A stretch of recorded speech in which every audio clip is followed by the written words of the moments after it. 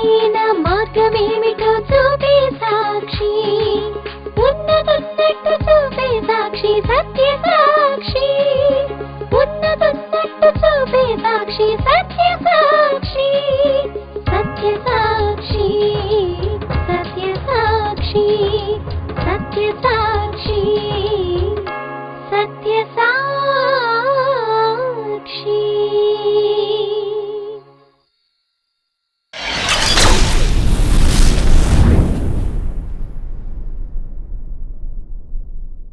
Hebrew 6:4-6 వరకు. ఒకసారి వెలిగింపబడి పరలోక సంబంధమైన వరమును రుచి చూచి పరిశుద్ధాత్మలో పాలివారై దేవుని దివ్యవాక్యమును రాబో యుగ సంబంధమైన శక్తుల ప్రభావమును అనుభవించిన తరువాత తప్పిపోయిన వారు తమ విషయములో దేవుని కుమారుని మరలా సిలువ వేయుచు బాహాటముగా ఆయనను అవమానపరచుచున్నారు.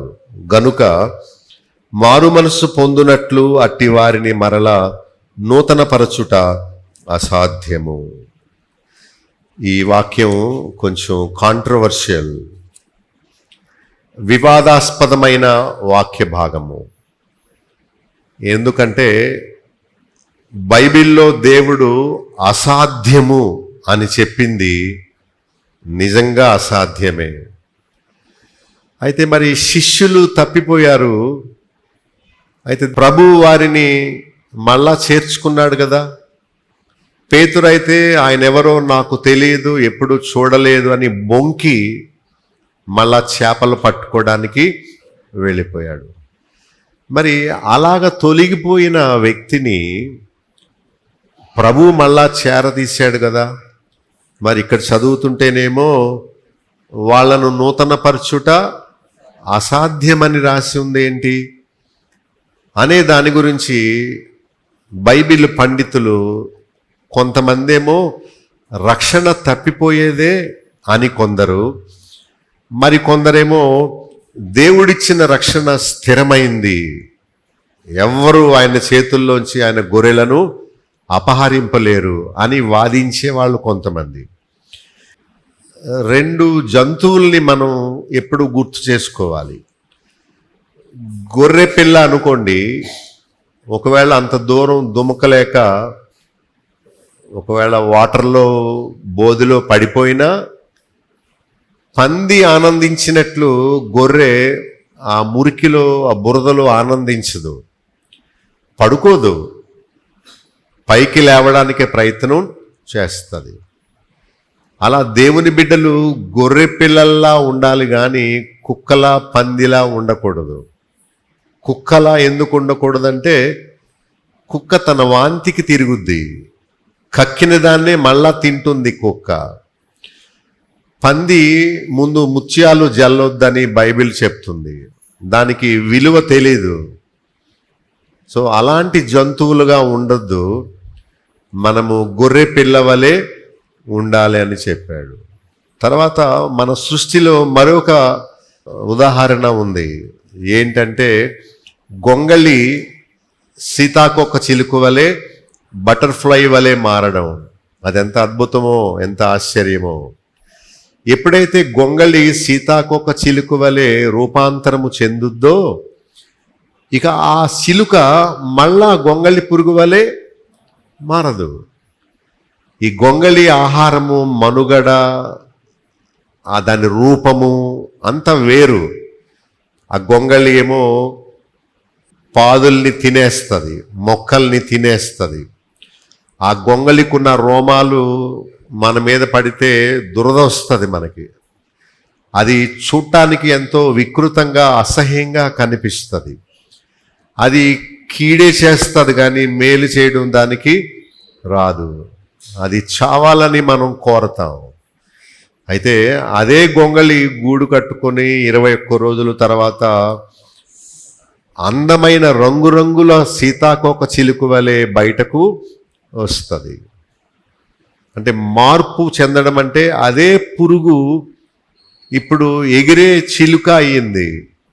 నేలను ప్రాకే పురుగు, వికృతంగా ఉండే పురుగు, హాని చేసే పురుగు అందంగా ఆకాశములో ఎగిరే చూడముచ్చటయ్యే మట్టిని తినక పూలలోని మకరందాన్ని తేనెను ఆస్వాదించే ఒక విలువైన అందమైన చిలుకగా అది రూపాంతరం చెందింది.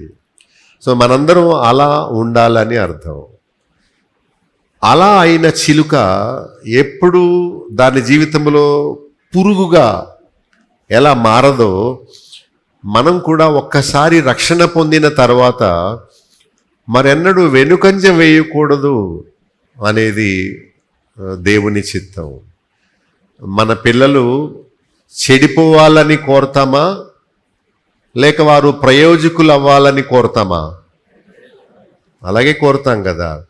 అయితే వాళ్ళు గోడ దాటి బయటికి వెళ్ళిపోయి, నేను తండ్రి ఆధీనములో ఉండను, నాకు ఇష్టం వచ్చినట్లు చేస్తానని ఆ గొర్రె ఆ దొడ్డిలో ఉండకుండా ఆ కంచెను ఛేదించుకొని రంధ్రం చేసుకొని ఆ ఫెన్సింగ్లో నుండి బయటకు వచ్చేసింది అనుకోండి, కాపరి నిద్రపోతూ ఉంటాడు, ఇదేమో కావాలని బయటికి వెళ్ళిపోయింది, ఆ వీధి కుక్కలన్నీ ఆ గొర్రె పిల్లను పట్టి చంపేస్తాయి. దేవుని కృపను కోరుకున్న వారిని దేవుడు కాపాడుతాడు. నాకు దేవుడు, మందిరం, భక్తులు, వాక్యము ఇదేమి వద్దు, నాకు లోకం కావాలని మనం వెళ్ళిపోయామనుకోండి, తప్పిపోయిన కుమారుడు వెళ్ళిపోతానంటే తండ్రి ఆపాడా? ఆపలేదు. వెళ్ళు అని వదిలేశాడు. రక్షణ కూడా అలాంటిదే. తప్పిపోయే ప్రమాదం ఉందని బైబిల్ ఎక్కువగా చెబుతుంది. దేవుని సెలవు లేకుండా మనల్ని ఆయన చేతిలో నుండి ఎవ్వరూ దొంగిలించలేరు, అపహరించలేరు. ఆ కాపరి మంచి కాపరి. ఆయన సంరక్షణలో ఉన్న మనకు ఆయన సెలవు లేకుండా ఒక వెంట్రుక కూడా రాలదు. అంత మంచి భద్రత ప్రభువులో మనకు దేవుడు వాగ్దానం చేశాడు. అయితే మనమే కావాలని ఆ గొర్రె వెళ్ళిపోయినట్లు వెళ్ళిపోతే దాని పూచి దేవుడిది కాదు. పాపము చేసేవారిలో రెండు రకాలు ఉంటారు. ఒకరు ఇతరులు వారిని శోధించి నెట్టేయడం వల్ల, గెంటేయడం వల్ల పడిపోయే వాళ్ళు వేరు. ఇంకొక రకం ఎవరంటే కావాలని వాళ్ళంతట వాళ్ళే ఆ పాపములోకి, ఊబిలోకి వెళ్ళిపోయేవారు వేరు. ఇప్పుడు నిద్రపోయే వాళ్ళను లేపడం చాలా సులువు, కానీ నిద్రపోకుండా నిద్రపోతున్నట్టు నటించే వాళ్ళను ఎప్పటికీ లేపలేం మనం. ఎంత తలుపు కొట్టినా వాళ్ళు నిద్రపోయినట్టు నటిస్తారు. తలుపు తీయి, తలుపు తీయి అని కిటికీలోంచి అరుస్తున్నా కూడా అది నాటకం కనుక వాళ్ళు లేవరు. అది నిజమైన నిద్ర అనుకోండి, ఇలా అనగానే వెంటనే తలుపు తీస్తారు. సో వ్యక్తుల మీద ఆధారపడి ఉంటుంది. ఇప్పుడు మనం చదువుకుందాం. మొదటి 3 వచనాల్లో నిర్జీవ క్రియలను విడిచిపెట్టాలి, మారు మనసు పొందాలి, దేవుని యందు విశ్వాసం ఉంచాలి, బాప్తిస్మం పొందాలి, భక్తులు తల మీద చేయి వేసి ప్రార్థన చేయించుకోవాలి, తీర్పు తప్పించుకొని మృతులలో నుండి లేపబడాలని మనం చదువుకున్నాం. 7 మెట్లు గుర్తున్నాయా మీకు? కంఠస్థం చేస్తారా? మొట్టమొదటిది పాపమును, జీవము లేని నిర్జీవ క్రియలను విడిచిపెట్టాలి. రెండవది మారు మనస్సు పొందాలి, మీ మనస్సు మారి నూతన మగుట వలన అన్నాడు. తర్వాత మూడవది దేవుని యందు విశ్వాసం ఉంచాలి. నాలుగవది బాప్తిస్మము తీసుకోవాలి. ఐదవది బోధన పొందాలి. ఆరవది హస్త నిక్షేపణ ప్రార్థన చేయించుకోవాలి. ఏడవది తీర్పు తప్పించుకొని మృతులలోండి లేపబడి పరలోకం చేరాలి. మంచి సందేశం మనం విన్నాము. మనం సంపూర్ణులు అవ్వాలని దేవుని చిత్తం. అయితే ఈరోజు 4 నుండి 6 వచనాల్లో ఉన్న విషయాన్ని మనం ధ్యానం చేద్దాం.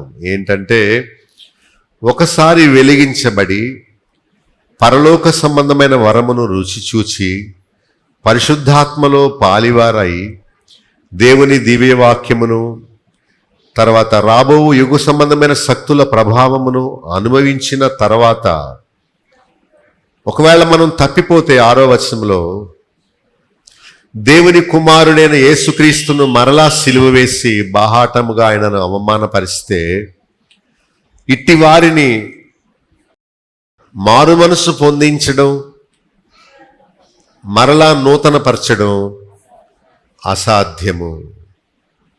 దేవునికి అసాధ్యమైనది ఏదన్నా ఉందా? లేదు. మరి అసాధ్యం అంటున్నాడు అంటే, దేవా నన్ను రక్షించవా, పాపము చేయకుండా నన్ను కాపాడవా అంటే దేవుడు తప్పక మనల్ని కాపాడుతాడు. కానీ ప్రార్థన చేసుకోకుండా పాపం చేయడానికి మనమే పరిగెత్తామనుకోండి, దేవుడు ఎవరిని కాపాడడు. అది ఆయన పద్ధతి, ఆయన పాలసీ, ఆయన సిస్టమ్ అంతే. దేవా పలానా అతను నన్ను శోధిస్తున్నాడు, వాని బారి నుండి నన్ను దూరపరచు, నన్ను కాపాడు, చాలా బలవంత పెడుతున్నాడు అతను అని మనం అడిగామనుకోండి, దేవుడే వాణ్ణి లేకుండా చేస్తాడు. శోధన, పాపము, లోకాశలు నుండి మనము రక్షణ పొందాలని మన హృదయంలో కోరిక ఉండాలి. అప్పుడు దేవుడు మనలను రక్షిస్తాడు. రక్షణ కోరుకునే వారిని ఆయన రక్షిస్తాడే కానీ నీ రక్షణ లేదు, గిక్షణ లేదు, పోవే అని మనం దేవుణ్ణి తృణీకరించామనుకోండి, ఆయన కూడా మనల్ని నువ్వు వద్దనుకుంటే నేనేమి చేయను, నువ్వు కావాలని వస్తే నేను నిన్ను రక్షిస్తాను, కానీ నీ రక్షణ ఎవరికి కావాలి, బోడి రక్షణ అని ఆయనను తృణీకరిస్తే దేవుడు ఎవరిని రక్షించడు. ఆయనకేం అవసరం? మనుషులందరూ రక్షణ పొందాలనేది దేవుని చిత్తమే. కానీ నీకు ఇష్టం లేనప్పుడు దేవుడు మాత్రం ఏం చేస్తాడు? సో దేవుడు బతిమాలడు, దేవుడికి అవసరం లేదు. నువ్వు నేను లేకపోతే మన స్థానంలో దేవుడు మరొకరిని పెట్టుకుంటాడు. కాకపోతే మనమే పోగొట్టుకుంటాం. నన్ను రక్షించు అని మనం యథార్థ హృదయంతో మనం దేవుణ్ణి ఎప్పుడైతే ఆశ్రయిస్తామో దేవుడు తప్పక మనల్ని రక్షిస్తాడు. అది నరకము నుండి కానీ, పాతాళము నుండి కానీ, ఆపదల నుండి కానీ, అనారోగ్యము నుండి కానీ, చెడుగు శోధనల నుండి కానీ దేవుడు తప్పక రక్షిస్తాడు. నీ రక్షణ ఎవరికి కావాలి? నాకు తెలుసు రక్షణ ఎలా పొందాలో, డబ్బు ఎలా సంపాదించాలో నాకు తెలుసు, ఈ గండం నుండి ఎలా గొట్టెక్కాలో నాకు తెలుసు, నీ సహాయం నాకేమి అక్కర్లేదు అని అన్నట్టుగా మనం బ్రతుకుతున్నాం అనుకోండి, దేవుడు కూడా ఇగ్నోర్ చేస్తాడు. పోన్లే, సరే నీకు ఇష్టం లేకపోతే పర్వాలేదు అంటాడు. సరే, 2 రకాల మనుషులు, 2 రకాల మనస్తత్వాలు ఉంటాయి. రక్షణ కోరుకునే వారికి ఆయన తప్పక రక్షిస్తాడు. ఆయనను తృణీకరించు వారిని దేవుడు కూడా తృణీకరిస్తాడు. వెలిగించబడడం అంటే నిజంగా వీళ్ళు వెలిగించబడ్డారు. వీళ్ళు నామకార్థ క్రైస్తవులు కాదు. వాళ్ళకు రుచి తెలుసు. రక్షణ అంటే, వాక్యం అంటే, దేవుడు అంటే బాగా తెలుసు. చూడండి, మొట్టమొదటి వెలిగించబడ్డారు. రెండవది పరలోక సంబంధమైన వరమును రుచి చూశారు. అంటే వాళ్ళకు తెలుసు ఆ టేస్ట్ ఎంత గొప్పదో, ఆ వరము అంటే ఎంత గొప్పదో వాళ్ళకు తెలుసు. మూడవది పరిశుద్ధాత్మలో వారు పాలివారయ్యారు. అంటే పరిశుద్ధాత్ముడు కలిగించే గొప్ప రక్షణలో వారి కూడా పాలివారు అయ్యారు. తర్వాత 5వ వచనంలో దేవుని దివ్య వాక్యమును వారు అనుభవించారు. ఆ రుచి ఏంటో వాళ్లకు తెలుసు. వాక్యములో ఉన్న సారం ఎంత గొప్పదో వాళ్లకు తెలుసు. తర్వాత రాబో సంబంధమైన, యుగ సంబంధమైన శక్తుల ప్రభావము అంటే ఈ లోక శక్తుల ప్రభావము, దురాత్మల శక్తుల ప్రభావము వేరు. రాబో యుగము అంటే పరలోక సంబంధమైన శక్తుల ప్రభావమును అనుభవించారు. ఇదంతా అయిన తర్వాత తప్పిపోయారు. ఏం చేశారు అంటే వాళ్ళు కావాలని వద్దనుకుని దూరం అయిపోయారు. తర్వాత వాళ్ళు చేసిన పని వల్ల దేవుని కుమారుడైన యేసుక్రీస్తును మరలా గాయాలు రేపి ఆయన సిలువకు అప్పగించారు. మన పాపాలే కదా ఆయనను సిలువకు అప్పగించాయి. సో వాళ్ళు తప్పిపోయినప్పుడల్లా ప్రభువుని మరలా ఏం చేస్తున్నారు? సిలువ వేస్తున్నారు. తర్వాత బాహాటముగా ఆయనను అవమానపరుస్తున్నారు. అంటే కొంతకాలం దేవుని మందిరంలోకి వచ్చి భక్తిలో ఉండి తప్పిపోవడం, అది దేవుని నామానికి అవమానం తేవడం అని ఇరుగు పొరుగు వారు చూచేవారందరూ ఏమనుకుంటారు? వీళ్ళు బాగానే వెళ్ళారు, వెలిగించబడ్డారు, రక్షణ పొందారు, పరిశుద్ధాత్మ వరాలు ఇవ్వబడ్డాయి, దేవుని దివ్య వాక్యం యొక్క విలువేంటో వాళ్లకు తెలుసు, అయినా వేంటి మనలాగా వీళ్ళు తప్పిపోయారు అనే సాక్ష్యము దేవునికి అవమానం తీసుకురావడం. వాళ్ళు మొండిగా అయిపోయారు అన్నమాట. ఇక మేము ఇంతే అన్నట్టు వాళ్ళ ప్రవర్తన వల్ల దేవునికి అవమానమును తీసుకొస్తున్నారు. వాళ్ళకు మారు మనస్సు పొందడం కానీ వాళ్ళను నూతనపరచడం కానీ అసాధ్యము అని చెప్తున్నాడు. ఇక్కడ 3వ వచనంలో మనము అని చెప్తున్నాడు కదా. మనం అలాగున చేయుదము అన్నాడు. అయితే 6వ వచనం చివరిలో వారిని నూతనపరచుట అసాధ్యము అన్నాడు. సో మనము అనే గుంపు ఉన్నారు, వారు అనే గుంపు ఉన్నారు. మనము ఉండే కొలది భక్తిలో ఎదగాలే కానీ మనం తప్పిపోకూడదు.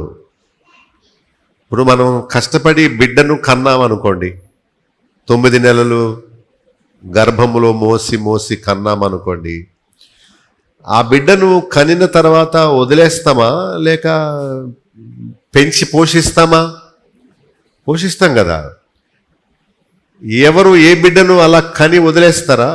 వదలరు. సో పుట్టడం ఎంత ముఖ్యమో పుట్టిన తర్వాత ఆ బిడ్డను పెంచడం ఇంకా ముఖ్యం. కడుపులో ఉన్నప్పుడు ఆ బిడ్డకు మనం ఏం చేయక్కర్లేదు, ఆడే పెరుగుతాడు లోపల పెద్దగా. బిడ్డ బయటకు వచ్చిన తర్వాత, పుట్టిన తర్వాత పని ఎక్కువ. స్నానం చేయించాలి, పాలు పట్టించాలి, దానిని ఎలకలు, సుంచులు, దోమలు కుట్టకుండా చూసుకోవాలి. ఎంతో భద్రత. ఒకవేళ మనం అశ్రద్ధగా ఉన్నామంటే ఎలుకలు కొరికేస్తాయి. దోమలు కుట్టినాయి అంటే చిన్నపిల్లలకి డెంగ్యూ వ్యాధి వచ్చిందంటే చాలా కష్టం. వాళ్ళకి నరం దొరకదు, కాళ్ళ దగ్గర కోసేసి నరం తీస్తారు. పాపం పిల్లలు అల్లాడిపోతారు. ఎంత కష్టమో. సో ఎంతో శ్రమ తీసుకుంటే కానీ ఆ పుట్టిన ఆ పసికందు అలా ఎదిగి మనంత పెద్దవాళ్ళము ఆమరు. అదేవిధంగా రక్షణ పొందడం ఒక్కరోజు పనే.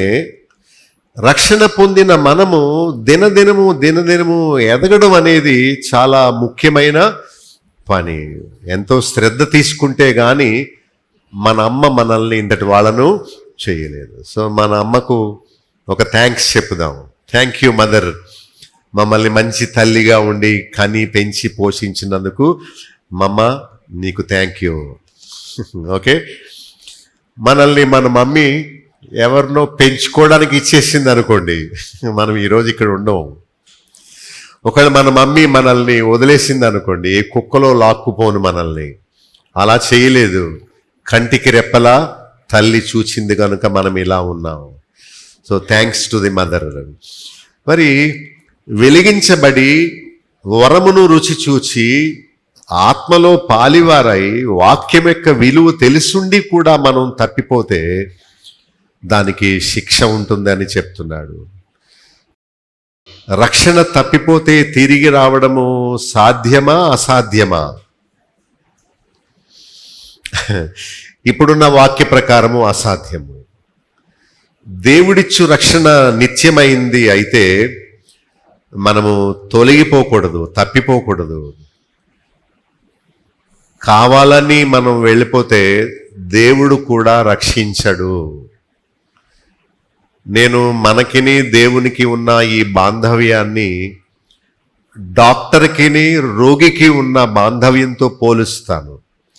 ఏ డాక్టరు బలవంతంగా ఏ రోగికి వైద్యం ఎలా చేయడో అలా దేవుడు కూడా మనల్ని మనం ఆయనకి అర్పణగా సరెండర్ అయిపోతేనే ఆయన మనలో పని చేస్తాడు. నీవు నా జోలుకు రాబాకు, నా ఇష్టం వచ్చినట్లు నేను బ్రతుకుతాను, నువ్వు కలగజేసుకోవద్దు అనినట్టుగా మనం ఉన్నామనుకోండి, దేవుడు కూడా ఓకే నీ ఇష్టం, నువ్వు వస్తే నీవు సమర్పణ చేసుకుంటే నేను మంచి పాత్రగా తయారు చేస్తాను, కానీ నా జోలుకు రావద్దు, నన్ను కంగారు పెట్టొద్దు, నన్ను రమ్మని పిలవద్దు అని అంటే దేవుడు కూడా ఓకే అంటాడు. అది ఆయన మార్గం. మార్కు సువార్త 5వ అధ్యాయంలో 17వ వచనం మనం చదువుకుంటే, యేసు ప్రభు ఒక గ్రామానికి వస్తున్నాడు, గెరాసేనుల గ్రామము. రాగానే అక్కడ దయ్యం పట్టిన వాడిని ప్రభు బాగు చేశాడు. ఆ దయ్యం ఎప్పుడైతే వాడి నుండి వదిలిపోయిందో ఆ దయ్యాలన్నీ వెళ్ళి పందులలోకి దూరిని ఆ సైతాన్లు పందులు తమంతట తాము నీళ్లలో పడి ఆత్మహత్య చేసుకునేలాగా తరిమేశాయి. పందులు బాగుంటే పర్లేదు, నీళ్లను చూసి వెనక్కి వస్తుంది పంది, కానీ దయ్యం ప్రవేశించడం వల్ల ఆత్మహత్యకు ప్రేరేపించే దయ్యాలు. ఆత్మహత్య చేసుకునే వాళ్ళందరూ సాతాను చేత ప్రేరేపించబడి ఆత్మహత్య చేసుకుంటారు. దేవుని బిడ్డలు ఎప్పుడు అలా సాతాను చేత ప్రేరేపింపబడి అలాంటి పని చేయకూడదు. ఎప్పుడైతే ఆ పందులన్నీ చచ్చిపోయాయో ఊరంతా తెలిసిపోయింది. మన ఊరోడు పిచ్చి పట్టింది, ఈ మధ్య రాళ్లతో అందరినీ కొడుతున్నాడు. ఆ పిచ్చోడికి దయ్యం వదిలిపోయింది. ఆ దయ్యాలు పందుల్లోకి వెళ్ళాయి. ఈ పందులన్నీ సరస్సులోకి వెళ్ళిపోయి చచ్చిపోయాయి. ఈ విషయం ఊరంతా తెలిసిపోయింది. యేసు ప్రభు ఇలాంటి పిచ్చోళ్ళు ఊళ్ళో చాలా మంది ఉన్నారని వాళ్ళ పిచ్చి వదిలించడానికి, వాళ్ళల్లో ఉన్న దురాత్మలను వదిలించడానికి ఆయన ఊళ్ళోకి వస్తుంటే వాళ్ళు ఏమన్నారు? 17వ వచనంలో, మా ప్రాంతములను విడిచిపోవాలని బతిమాలుతున్నారట. అంటే అవకాశాన్ని జార విడుచుకోవడం అంటే ఇదే.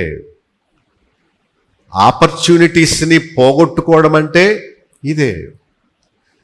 వాళ్ళ ఊర్లో అద్భుతం జరిగింది, సాతాను వెళ్ళిపోయాడు. మిగిలిన వారు కూడా దురాత్మలను పట్టే వ్యభిచారం చేస్తున్నారు, త్రాగుడు తాగుతున్నారు, పోట్లాటలతో అశాంతిగా ఉన్నారని, ఈ పాపానికి కారణం వాళ్ళల్లో ఉన్న దురాత్ముడు అని వాళ్ళను వదిలించడానికని ప్రభు గెరాసేను గ్రామంలోకి వస్తుంటే వీళ్ళందరూ ప్రభు యొక్క మహాత్యమును ఎరిగిన వారై వారు ఏమంటున్నారు? నో, మా ఊరికి రావద్దు, please get away from here. ఎంత ఆశ్చర్యం అండి! ప్రభు మేలు చేయడానికి వస్తుంటే ఏమంటున్నారు? నో రావద్దు అంటున్నారట. చేతులారా పోగొట్టుకోవడం అంటే ఇదే. మాకు ఫోన్ చేయకండి, మమ్మల్ని రమ్మని పిలవకండి, మాకు ఏ పని చెప్పకండి అంటే వీళ్ళు గెరాసేనులు అనమాట. మాకొద్దు, నువ్వు నీ మాటలు మాకొద్దు, మాలో ఉన్న దయ్యాల్ని నీవు తీయొద్దు అని అవకాశాన్ని వారు వద్దనుకుంటున్నారట. అందుకనే ప్రభు ఆ ప్రాంతాలను విడిచిపెట్టి వెళ్ళిపోయాడు. బాగు చేయాలని వస్తుంటే వారు వద్దన్నారు. ఇంకా ఆయన బలవంతంగా వస్తాడా? ఏమంటే మీ ఇంటికి ఎవరన్నా వచ్చి ఏదో మేలు చేయడానికి మీ ఇంట్లోకి వస్తున్నారు అనుకోండి, మీరు దబేల్ని తలుపేసేసి నా ఇంట్లోకి రావడానికి వీల్లేదు అన్నారు అనుకోండి, ఎవరన్నా బలవంతంగా వస్తారా? దొడ్డు వైపు వచ్చేస్తానండి అంత సిగ్గులేని వాళ్ళు ఎవరన్నా ఉంటారా? మనము తలుపు తెరిచి ప్లీజ్ కమ్ హోమ్, రండి మా ఇంట్లోకి రండి, కూర్చోండి. ఏంటి మా అమ్మాయికి సంబంధం తెచ్చారా? ఆగండి ఉప్మా పెడతాను ఆగండి అంటాం. మనం వద్దు పో అని తలుపేసేస్తే ఆయనకి ఏంటి అవసరం? ఆయనకేం అవసరమా? ఎంతమంది ఉన్నారో తెలుసా లోకంలో? దాదాపు 800 కోట్ల మంది ప్రజలు ఉన్నారు. నీ గ్రామానికి, నీ కాళ్ళ దగ్గరికి నీ దయ్యాన్ని వదిలించడానికి ప్రభు వస్తే నువ్వు కాదు పో అంటే ఆయన ఇంకో గ్రామానికి వెళ్ళిపోతాడు. ఆయన బాధపడుతున్న, అయ్యో కొరాజీనా, అయ్యో బెత్సయిదా, నీ మధ్య చేసిన అద్భుతాలు సొదొమ గొమొర్రా పట్టణములో చేసి ఉంటే వాళ్ళు ఏనాడో మార్పు చెంది ఉండేవారు అని ప్రభు బాధపడ్డాడు. పడిపోయే వాళ్ళు ఉన్నారు. ఈ పడిపోయే వాళ్ళలో 2 రకాలు ఉన్నారు. కావాలని పడిపోయే వాళ్ళు వేరు, కాలు జారి పడిపోయే వాళ్ళు వేరు. కావాలని పడిపోయిన వారిని ఎవరు తిరిగి లేపరు. మనము రక్షణను కోరుకోవాలి, వెనుకంజ వేయకూడదు. ఈత ఈద్దామని కాలువ దాటదామని ఒక వ్యక్తి ఎవరైనా కాలువలోకి దిగాడు అనుకోండి, మరి సగం వరకు ఈది మధ్యలో ఆగిపోయాడు అనుకోండి, ఏమవుతాడు? మునిగిపోతాడు. సో క్రైస్తవ జీవితం కూడా అంతే. మనము ప్రారంభించి కొంతకాలం ఆశతో, ఆసక్తితో ముందుకు వచ్చి ప్రేమతో ఆయన మాటలు విని, ఆయన మార్గాల్లో, ఆయన సువార్తలో పాల్గొని ఇవన్నీ చేసి మనంతట మనం నాకు అక్కర్లేదులే అని తగ్గిపోయామనుకోండి, ఇక బుద్ధి లేని కన్యకల వలె మన దీపములను ఆర్పివేసుకుంటాం. ఇక పెండ్లి కుమారుడు వచ్చే టైంకి మనం ఆరిపోయిన దీపం వలె ఉంటే, వెలుగుతున్న దీపములు కలిగిన వారు లోపలికి వెళ్ళిపోతారు. పెళ్లి కుమారునితో పాటు ఏమవుద్ది? తలుపు వేయబడద్ది. బయట నుండి ఎంత తలుపు కొట్టినా మీరెవరో నాకు తెలియదు అంటారు. మరి ఎందుకు దేవుడు బుద్ధి లేని కన్యకల గురించి గ్రంథములో రాయించాడు? తప్పిపోయే అవకాశం ఉన్నదే అని మనం తెలుసుకున్నప్పుడు తప్పిపోకుండా జాగ్రత్తగా మనము ఉండాలి. ఒక మొక్కను నాటాము, నాటిన తర్వాత మొక్కకు నీళ్లు పోయాలా వద్దా? పోయాలి. నీళ్లు పెట్టిన మొక్క, చెరుపు తీసిన మొక్క, కలుపు తీసి చుట్టూరు బాగు చేశారనుకోండి, పళ్ళెం కట్టారనుకోండి, ఆ గడ్డి అంతా పీకారనుకోండి, రోజు నీళ్లు పోస్తున్నారనుకోండి, ఆ మొక్క ఏమొస్తుంది? చక్కగా ఫలిస్తుంది, ఎదుగుతుంది, కాయలు కాస్తుంది. మనం మొక్క వేసేసి దాన్ని వదిలేసామనుకోండి, చచ్చిపోద్ది. అంతే కదా. భక్తి జీవితం కూడా అంతే. మనము దేవుని వాక్యాన్ని వినడానికి అశ్రద్ధ చూపామనుకోండి, మొక్కకు నీళ్లు లేకపోతే అది ఎలా చచ్చిపోద్దో, ఎండిపోద్దో, వాక్యము వినని వారు కూడా ఆత్మీయంగా అలా బలహీనం అయిపోతారు. ప్రతివారం రావాలా అంటే మరి ప్రతిరోజు తింటలేదా భోజనం? ఏమండి, బండి నడవాలంటే పెట్రోల్ పోయాలా? అప్పుడెప్పుడో పోసానంటే సరిపోద్దా? ఈ బండి నడవాలంటే తినాలా? అలాగే మన ఆత్మీయ ప్రయాణం ముందుకెళ్ళాలంటే కూడా మనం రోజు వాక్యం వినాలి. రోజు భోంచేసినట్లు రోజు దేవుని వాక్యాన్ని వినాలి. యూదా ఇస్కరియోతు వలె మనం నటించామనుకోండి, భక్తి నష్టం యేసు ప్రభువుకి కాదు, యూదాయే చచ్చిపోయాడు. యూదాకు పరలోకం ఉంటుందా? లేదు. వాడు భక్తిగా ఉన్నట్టు నటించాడే కానీ వాళ్ళలో మార్పు ఉన్నట్టు ఎక్కడా లేదు. అలాగే సంఘంలో కూడా చాలామంది యూదా ఇస్కరియోతులా నటిస్తారు భక్తిగా ఉన్నట్టు. దానివల్ల పాస్టర్కి, దేవుడికి, ప్రక్కన కూర్చున్న వారికి నష్టం కాదు, కానీ వాళ్ళకే నష్టం. నటించడం చాలా ఈజీ, కానీ భక్తిగా జీవించడం చాలా కష్టం. మీకు కొంతమంది వ్యక్తుల గురించి కొన్ని వాక్యాలు త్వరగా చూద్దాం. లూకా సువార్త చూడండి 8:13.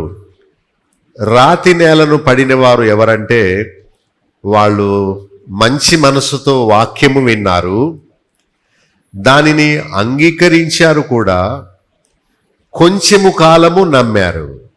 ఏమేం పనులు చేశారు? విన్నారు, సంతోషముతో అంగీకరించారు, కొంచెము కాలము భక్తిలో ముందుకు వెళ్ళారు.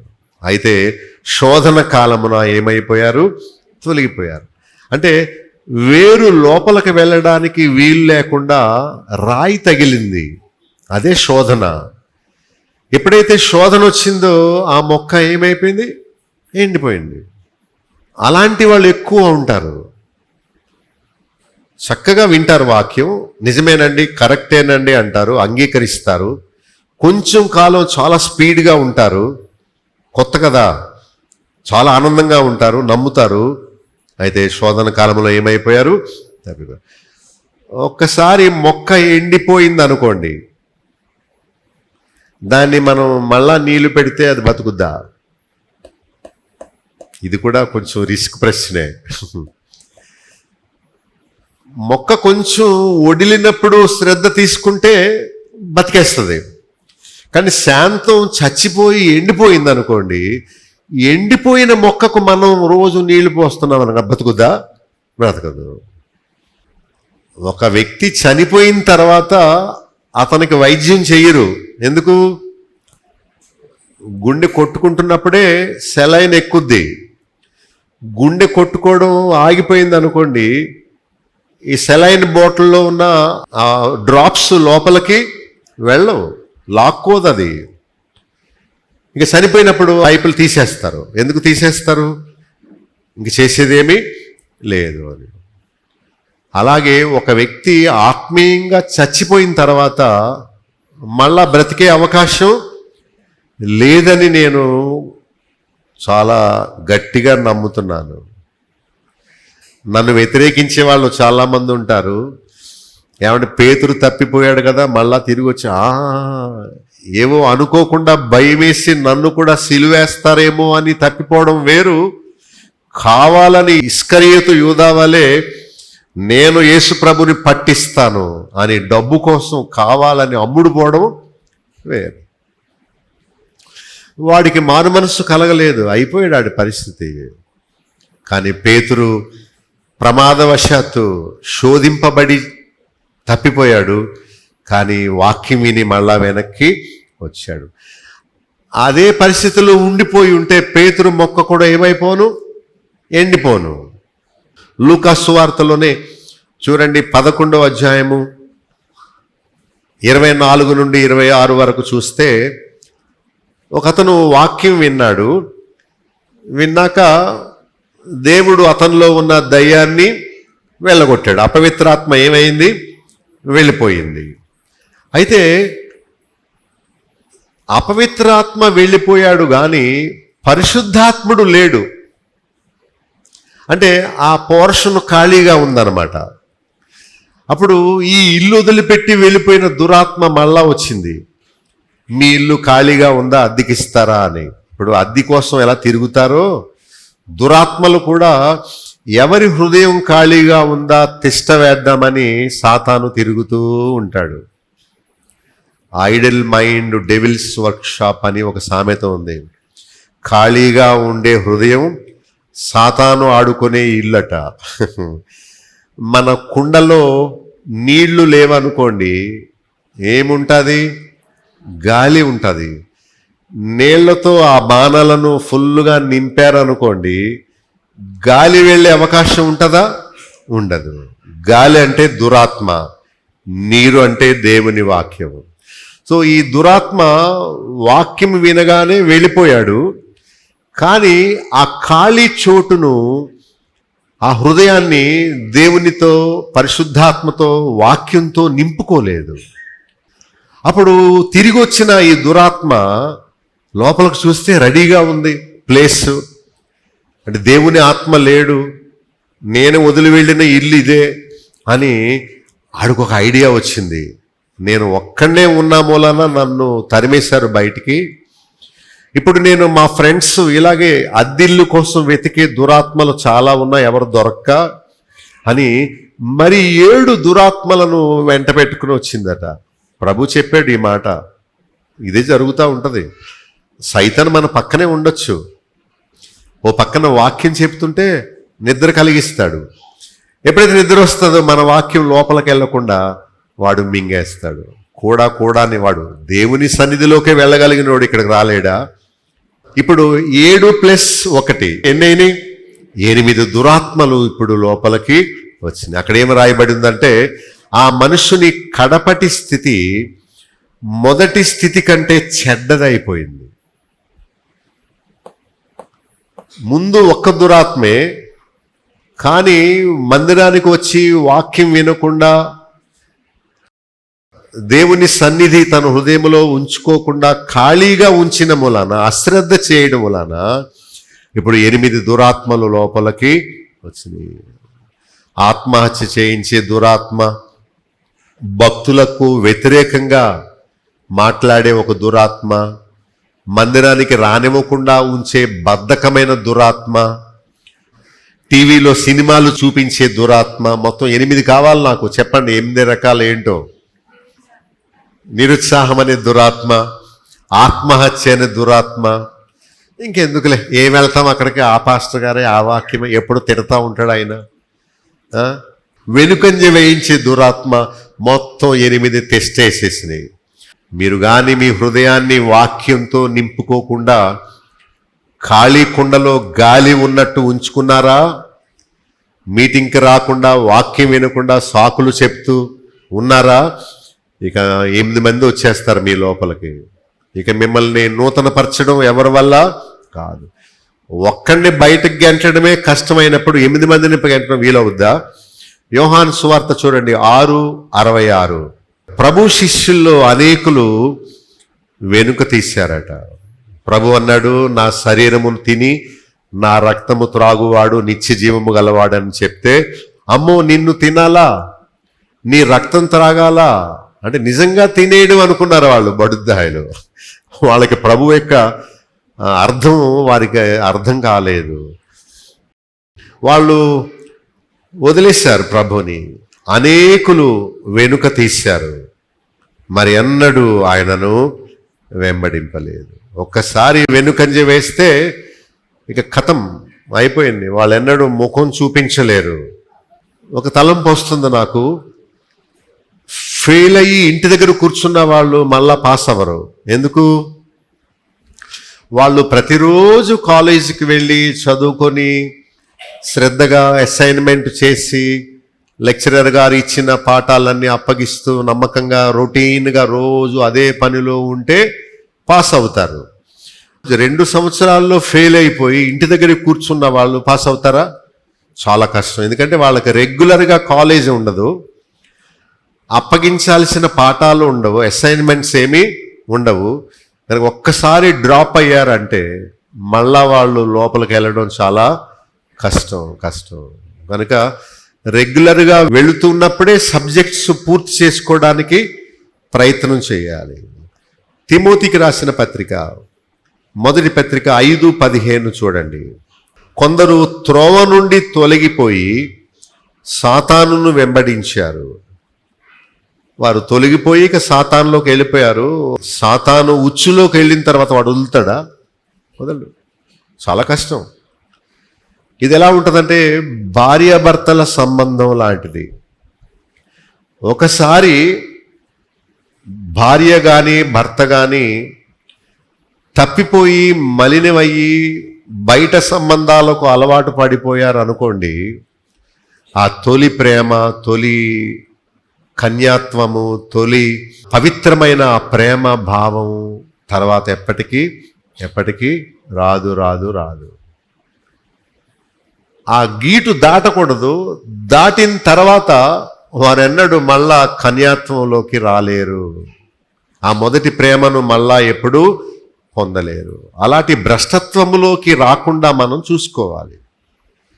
మనం మొండికేసామనుకోండి, సున్నితమైన మృదువైన మనస్తత్వం మనకిక ఉండదు. రాటుదేలిపోయి ఉంటారు. వాత వేయబడిన మనస్సాక్షి అని బైబిల్ చెప్తుంది. వారు సాతానును వెంబడించారు. 2వ పత్రిక చూడండి, తిమోతిలో 4:10. దేమా అనే ఒక అతను పౌలును, సంఘాన్ని, మందిరాన్ని వదిలిపెట్టి లోకాన్ని స్నేహించి విడిచి వెళ్ళిపోయాడట. ఇంకా ఎన్నడూ దేమా వెనక్కి రాలేదు. ఇప్పుడు మత్తయి సువార్తలోకి రండి, 24:12 చూడండి. ప్రభు చెప్పాడు, చివరి దినాల్లో అక్రమము విస్తరిస్తదట. ఏమవుద్ది? అక్రమము విస్తరించుట చేత అనేకుల ప్రేమ చల్లారిపోద్ది. అందు ముందున్న ఆసక్తి, ముందున్న ప్రేమ, ముందున్న చురుకుదనం అది తర్వాత అంటే ఉండే కొలిది ఆ మొక్క ఎండిపోయి ఏమవుద్ది, చచ్చిపోద్ది. అయితే 13లో అన్నాడు, అంతము వరకు సహించిన వాడే రక్షింపబడును. మధ్యలో తప్పిపోయిన వాడికి రక్షణ లేదు సుమి. వాళ్ళను నూతనపరచుట అసాధ్యమని బైబిల్ చెప్తుంది. ఎప్పటి వరకు మనము జాగ్రత్తగా ఉండాలి, సహించాలి? చెప్పండి, ఎంతవరకు? అంటే మధ్యలో సహనం కోల్పోయిన వాడు నశించిపోతాడనే కదా అర్థం. కొంతకాలం బాగానే ఉంటారు, ప్రభు రాకడ వచ్చే టైంలో వాళ్ళ ప్రేమ ఏమైపోద్ది, చల్లారిపోద్ది. అంటే కాఫీ టీ చల్లారిపోతే ఎలా తాగలేమో వాళ్ళ ప్రేమ కూడా ఏమైపోద్ది, చల్లారిపోద్ది. ఇంకా భక్తి లేదు, ప్రేమ లేదు, విశ్వాసం లేదు. ప్రార్థన చేయమంటే చేయరు, ఆరాధన చేయమంటే చేయరు, సేవకు రమ్మంటే రారు. ఇక వాళ్ళు చచ్చిపోయిన మొక్క అన్నమాట. ప్రభు చెప్పాడు, నీవు జీవించుచున్నావన్న పేరు మాత్రం ఉన్నది కానీ నీవు మృతుడవే. ఏదో అలా బతుకుతున్నావు కానీ నీ వేరు చచ్చిపోయింది అంటున్నారు. ఇలాంటి ప్రమాదము ఉన్నదే అని మనం తెలుసుకొని, అమ్మో నా దీపము ఆర్పివేసుకోకూడదు, నేను ఉండే కొలది ఒక మొక్క ఎదిగినట్టు, ఫలించినట్టు, ఒక చిన్న బిడ్డ పసివాడు అలా ఎదిగినట్టు నేను ఆత్మీయంగా ఎదిగి అనేకులకు మాదిరిగా ఉండాలే గాని నేను తప్పిపోకూడదు, ఆరిపోకూడదు నా దీపము అనే శ్రద్ధ అందరికీ ఉండాలి. మీకు కొవ్వొత్తులు ఇచ్చామనుకోండి, ఈ ఫ్యాన్ గాలికి ఆరిపోయేలా ఉందనుకోండి, సో ఎవరి కొవ్వొత్తిని వారే ఆరిపోకుండా చూసుకోవలసిన బాధ్యత మీ చేతిలో ఉన్న కొవ్వొత్తిని మీరే కాపాడుకోవాలి. నా చేతిలో ఉన్న ఆత్మదీపమును ఆరిపోకుండా నేనే చూసుకోవాలి. దానికి కావలసిన సహవాసం, మందిరము, దేవుని సేవకులతో సహవాసం చేయడం, సువార్తకు బయటకు వెళ్ళడం. చచ్చిపోయినా సరే పర్వాలేదు, నేను వెళ్ళిపోతానంతే సేవకి. వెళ్ళొద్దు, వర్షం అయితే ఏమో మొక్కలు వస్తాయి నీకు. అంతము వరకు సహించాలి. ఏం చేయాలి? చనిపోయే వరకు ఆ దీపాన్ని ఆర్పివేసుకోకూడదు. ఇంకొకటి చూడండి, లూకా 9:62లో, నాగటి మీద చెయ్యి పెట్టి వెనుక తట్టు చూచువాడు నా రాజ్యానికి పాత్రుడు. ముందు బానే ఆసక్తిగా వచ్చావు, పాటలు నేర్చుకున్నావు, రక్షణ పొందావు, కానీ వెనుక తట్టు చూశావు.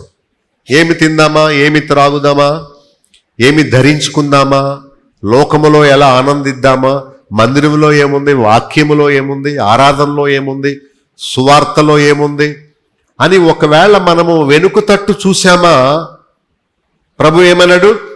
దేవుని రాజ్యానికి పాత్రుడు కాడు అని చెప్పాడు. గలతీ 4:9లో చూడండి, దేవుని ఎరిగి మరి ముఖ్యముగా దేవుని చేత ఎరుగుబడి మరలా వెనక్కి తిరగనేలా. 4:11లో భక్తులు పడిన కష్టము వ్యర్థమైపోతుందేమో. ఎందువల్ల అంటే 10వ వచనంలో పండుగలు వద్దు, మళ్ళా మీరు వెనక్కి వెళ్ళకండి అని చెప్పాడు. హెబ్రీ పత్రికలోకి రండి, హెబ్రీ 10:38-39. నీతిమంతుడు విశ్వాస మూలమున జీవిస్తాడు, ఒకవేళ వాడు వెనుక తీస్తే నా ఆత్మకు సంతోషము ఉండదు. 39లో వెనుక తీస్తే నశించిపోతాం, అయితే మనం విశ్వాసము కలిగి ఆత్మను రక్షించుకోవాలి. మేము ఎప్పుడో రక్షణ పొందేశామండి, నో. బిడ్డ పుట్టేశారండి, వదిలేసామండి, ఏమైపోతాడు బిడ్డ? చచ్చిపోతాడు. పాలు పట్టించాలి, స్నానం చేయించాలి, పురుగులు ఆ శిశువును తినివేయకుండా చూసుకోవాలి. నిన్న పాలు పట్టించాను కదా చాలంటే కుదురుతుందా? రోజు 5-6 సార్లు పాలు, 5-6 సార్లు అంటే ఎన్నిసార్లు తాగుతాడు బిడ్డ? అంటే ఏడిచేస్తాడు, వెంటనే పాలు పట్టించేస్తాడు, కడుపు నిండిపోతే మళ్ళీ ఏడిచేస్తాడు. అలాగ రోజు ఆ బిడ్డను సాక్కపోతే ఆ బిడ్డ బతకడు. మన అమ్మను మనల్ని ఎలా ప్రేమగా చూసింది మూలన మనం ఇలా ఉన్నాం, కానీ మనమే మన ఆత్మీయ జీవితాన్ని చంపేసుకుంటున్నాం. ప్రార్థన లేదు, సహవాసం లేదు, సంతోషం లేదు, ఇతరులకు సువార్త చెప్పడం లేదు. ఉండే కొద్ది దిగజారిపోతున్నట్టుగా ఉంది మన పరిస్థితి, అణగారిపోతున్నట్టుగా ఉంది మన పరిస్థితి. ముందులో చూపించిన ప్రేమ, శ్రద్ధ ఈ రోజుల్లో లేదు.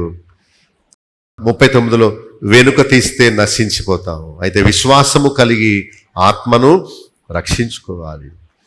ప్రకటన 2:4లో మొదటి ప్రేమను వదిలితివి. ప్రకటన 2:5 మారు మనస్సు పొందితే సరి, లేకపోతే దీపాన్ని తీసేస్తాను. అపొస్తలుల కార్యములు 7:39లో ఇశ్రాయేలు ప్రజలు లోబడనొల్లక త్రోసివేసి ఐగుప్తుకు వెళ్ళిపోవాలని కోరారట. తమ చేతులతో నిర్మించిన వాటి యందు ఉల్లసించారట. అంటే బొమ్మలు చేసుకొని ఆ బొమ్మల ఆరాధన యందు ఆనందిస్తా ఉన్నారు. దేవుణ్ణి వదిలేసి, మొదటి ప్రేమను వదిలేసి, లోబడనొల్లక మేమింతే, మేము లోబడమంతే, మేము లోబడనొల్లము, దేవుని మార్గం ఇది అని ప్రతి ఆదివారం సువార్త వినిపిస్తూ ఉండగా మేము ఇంతే అని అన్నాడు. ఎంత భ్రష్టత్వము! ఒకవేళ మనం కూడా నడుస్తున్న శవాల వలె ఉన్నామేమో, మనల్ని మనం పరీక్ష చేసుకోవాలి. జీవిస్తున్నామన్న పేరే ఉంది కానీ దేవుడి దృష్టిలో ఒకవేళ మనం ఆల్రెడీ పతనమైపోయిన వాళ్ళమేమో. ఎందుకంటే ఆ ప్రేమ, ఆ భక్తి, ఆ విశ్వాసము, ఆ చొరవ, ఆ సమర్పణ, ఆ యొక్క సేవ చేయాలనే మనస్సు, ఇదంతా ఉండే కొలది పెరగాల్సింది. ఉండే కొలది దీపం ఏమైపోతుంది? ఆరిపోతుంది. మిళుకుమని ఆరిపోయేలా. ఎందుకు? మన ఒళ్ళు దాచుకోవడం వల్ల మనకి ఏమైనా 100 ఏళ్ళు బతికేస్తామా? అమ్మో నా వల్ల అవ్వదు, అమ్మో నేను వచ్చానంటే నాకు ఏదైనా అయిపోతుంది. ఏమైపోద్ది? చచ్చిపోతావు. చచ్చిపోతే పరలోకం వెళ్తావు కదా. అంటే దేవుని సెలవు లేకుండా నీ తల వెంట్రుక రాలుతుందా? ఎందుకు భయం? ఎందుకు చింత? ఎందుకు ఆ ప్రేమను, ఆశను కోల్పోయి నేను ఇంతే నేను చేయనంతే? ఎందుకు అలా? ఇంకా ప్రేమగా, ఇంకా ఆశతో, ఇంకా ఎక్కువ ప్రేమతో దేవుణ్ణి ప్రేమించవచ్చు కదా. మన ఆత్మీయ జీవితం ఉదయించే సూర్యుడిలా ఉండాలి కానీ సాయంత్రం అస్తమించే సూర్యుడిలా ఉండకూడదు. మీకు చెప్పాను, నేను ఆసక్తి విషయంలో మందులు కాక ప్రభువు రాకడ సమీపించే కొలది మరి ఎక్కువ ప్రేమతో ఉండాలని బైబిలు చెప్తుంది. మనందరం ఉదయించే సూర్యుడిలా ఉందామా లేక అస్తమించే సూర్యుడిలా ఉందామా? ప్రార్థన చేస్తాను.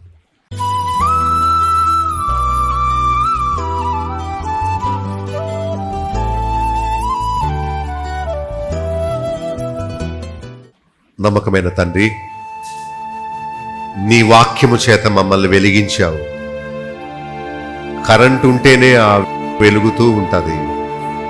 ఆ బుడ్డెలో నూనె ఉంటేనే దీపం వెలుగుతూ ఉంటుంది. నాయనా, మేము వెలుగుతున్నట్టు చెప్పుకుంటున్నాం కానీ నీ దృష్టిలో మేము మృతులముగా ఉన్నామేమో. మీరు మాకిచ్చిన అవకాశం కొరకు స్తోత్రాలు. వెలిగించబడి పరలోక సంబంధమైన వరమును ఒకసారి రుచి చూచి పరిశుద్ధాత్మలో మేము పాలివారమై, నాయనా నీ దివ్య వాక్యం ఎంత గొప్పదో దానిని మేము అనుభవించి, ఒకవేళ తప్పిపోయిన కుమారుడు వలె, బుద్ధి లేని కన్యకల వలె, ఇస్కరియోతు యూదా వలె, ఆకాను వలె మా జీవితాలు మధ్యలోనే ఆరిపోకుండా, నేను మా ఆత్మదీపాన్ని సహవాసములో, వాక్యములో ఎక్కువగా ఉంటూ ఆరిపోకుండా చూసుకునే పిలుపు మాకిచ్చినందుకు స్తోత్రాలు. వాక్యం విని వారందరికీ నూతనత్వాన్ని ఇవ్వండి. నిజమే, నేను ఆశ కోల్పోయాను, బద్ధకస్తుని అయిపోయాను, సాకులు చెప్పడం నేర్చుకున్నాను. నేను ముందుకు వెళతాను. ప్రభు రాకడ వచ్చే వరకు ఆ బుద్ధిగల కన్యకల వలె నా దీపమునకు నూనె పోసుకుంటూ నేను విడిచిపెట్టబడకుండా నేను ముందుకు కొనసాగుతాననే ఆశ, సమర్పణ అందరిలో ఇవ్వండి నాయన. సాతాను మమ్మల్ని శోధించకుండా, మమ్మల్ని వెనుకంజ వేసేలా చేయకుండా, మేము రాకడ సమీపించే కొలది మరీ ఎక్కువగా అలా చేయడానికి మాకు సహాయం చేయండి. చనిపోవడానికి సిద్ధంగా ఉన్న మొక్కల్లాంటి మమ్మల్ని నీరు పెట్టి తిరిగి జీవం పోసి ఫలింప చేయండి. నూతన జీవాన్ని మాలో మీరు పోయవలసిందని, మా పొరపాట్లన్నీ క్షమించి, మా నిర్లక్ష్యతని మీరు క్షమించి, క్రొత్త ప్రోత్సాహాన్ని మా హృదయాల్లో మీరు కలిగించవలసిందని యేసు నామములో ప్రార్థించి అడుగుచున్నాము తండ్రి. ఆమేన్.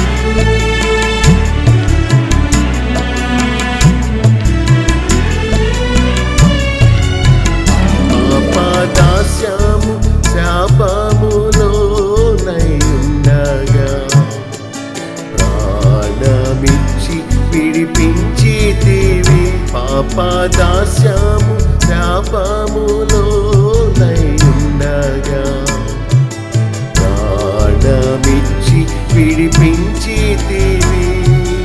అందుకే నీకు స్తోత్రములు, అందుకే నీకు స్తోత్రములు.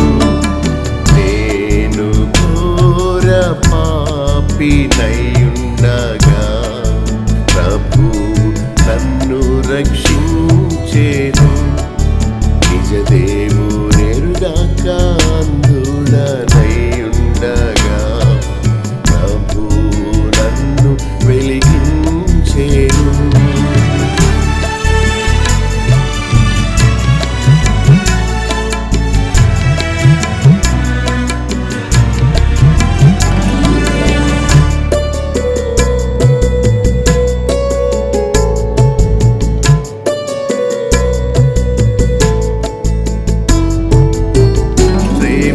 దుఃఖము రోగములెన్నో వచ్చినా ప్రేమతో ఆదరించితివి. ప్రేమ దుఃఖము రోగములెన్నో వచ్చినా ప్రేమతో ఆదరించితివి. అందుకే నీకు స్తోత్రములు, అందుకే నీకు స్తోత్రములు. నేను ఘోర పాపినయుండగా ప్రభు నన్ను రక్షించేను. నిజ దేవుడెరుగాక అంధుడనయుండగా ప్రభు నన్ను వెలిగించేను. నేను ఘోర పాపినయుండగా ప్రభు నన్ను రక్షించేను. నిజ దేవుడెరుగాక అంధుడనయుండగా ప్రభు నన్ను వెలిగించేను.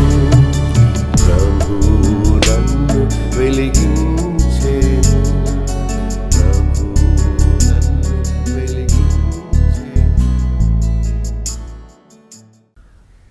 మా చిరునామా బాబులు గండి, చైర్మన్, బేతేల్ అసెంబ్లీ, నల్లజర్ల.